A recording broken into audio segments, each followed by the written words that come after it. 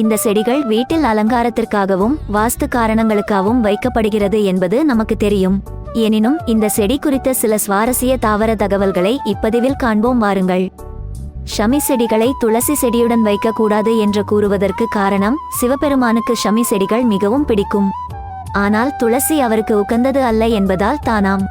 இந்த செடிகளை வைக்கும் இடத்தில் அங்கிருக்கும் சூழல் மேம்படுத்தப்பட்டு மன அழுத்தம் குறையும். ஷமி செடிகளுக்கு நேரடி சூரிய ஒளி அதிகம் தேவைப்படுகிறது. நிழலிலோ அல்லது பகுதி நேர சூரிய ஒளியிலோ இந்த செடியால் வாழ முடியாது. ஷமி செடிகளும் தொட்டாச்சினுங்கி செடியும் பார்க்க ஒன்று போல் இருக்கும். சிலர் இரண்டும் ஒரே செடிதான் என்றும் கூறுவார்கள். ஆனால் இவை இரண்டும் ஒன்றல்ல, வேறு வேறு செடிகள்தான். இந்த செடியினை நடுவதற்கு சாதகமான நாள் சனிக்கிழமை என்று கூறுகிறார்கள். அன்றைய தினம் இச்செடியை நடுவதன் மூலம் சனி தேவரின் ஆசீர்வாதம் நமக்கு கிடைக்கும் என்று நம்பப்படுகிறது.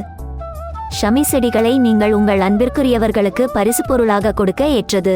ஏனெனில் இது வீட்டில் செழிப்பு மற்றும் அதிர்ஷ்டத்தை இழுக்கும் என்று கூறப்படுகிறது. வாஸ்துப்படி வீட்டின் வாசலில் கட்டாயம் ஷமி செடிகள் வைக்க வேண்டும் என்று பரிந்துரைக்கப்படுகிறது. அதேபோல் வீட்டின் வடகிழக்கு மூலையில் இதனை வைத்தால் நிதி செழிப்பு அதிகரிக்கும்.